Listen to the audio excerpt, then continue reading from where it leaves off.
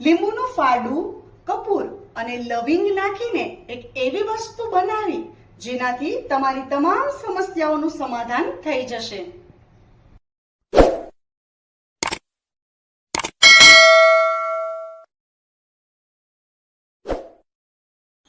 મિત્રો, અત્યારે ચોમાસાની સિઝન ચાલી રહી છે, ત્યારે માખી અને મચ્છરનો ઉપદ્રવ ખૂબ જ વધી જાય છે. આજે આપણે એક એવી વસ્તુ બનાવીશું જેની મદદથી માખી અને મચ્છરને દૂર કરી શકાય.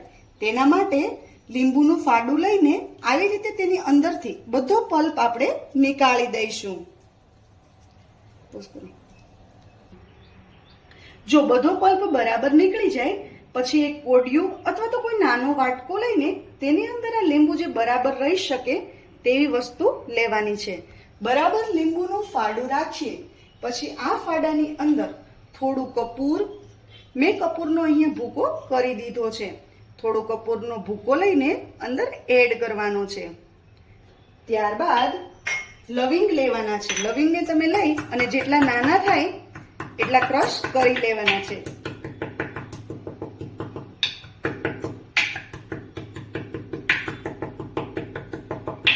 લવિંગનો ભૂકો થઈ જાય પછી એ ફાડાની અંદર થોડો લવિંગનો ભૂકો એડ કરવાનો છે. હવે આ ફાડાની અંદર આપણે ઘી અથવા તો તેલ ઉમેરીશું. તમે જે પણ ઈચ્છો તે વસ્તુ એડ કરી શકો છો. સરસવનું તેલ, કોપરેલ છે, સિંગ તેલ છે, કોઈ પણ તેલને તમે આમાં યુઝ કરી શકો છો.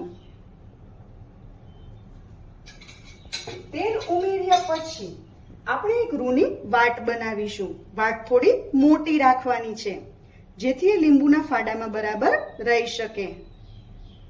મિત્રો, વાટ તો લગભગ બધાને બનાવતા આવડતી જ હશે, અને જો ના આવડતી હોય તો જે મંદિરની વાટ હોય તમે એને પણ લઈ શકો છો.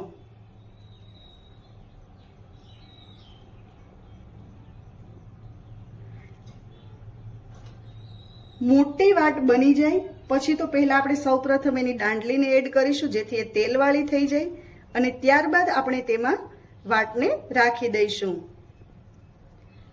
વાટને રાખી દીધા પછી આપણે ફરીથી એની ઉપર થોડું કપૂર ભભરાવીશું અને થોડો લવિંગનો ભૂક્કો એડ કરીશું. હવે આ વાટને આપણે સળગાવી દઈશું.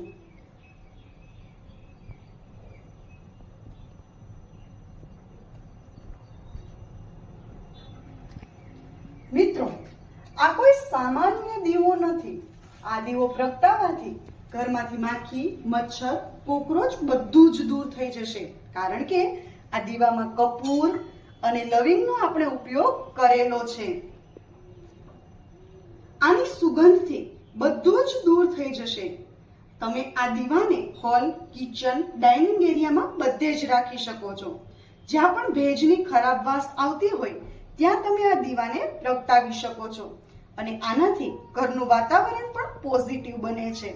મિત્રો, આ વિડીયો અને આ અદ્ભુત દીવો તમને કેવો લાગ્યો તે કમેન્ટ કરીને જરૂર જણાવજો. વિડીયોને લાઈક અને શેર કરવાનું ભૂલતા નહીં.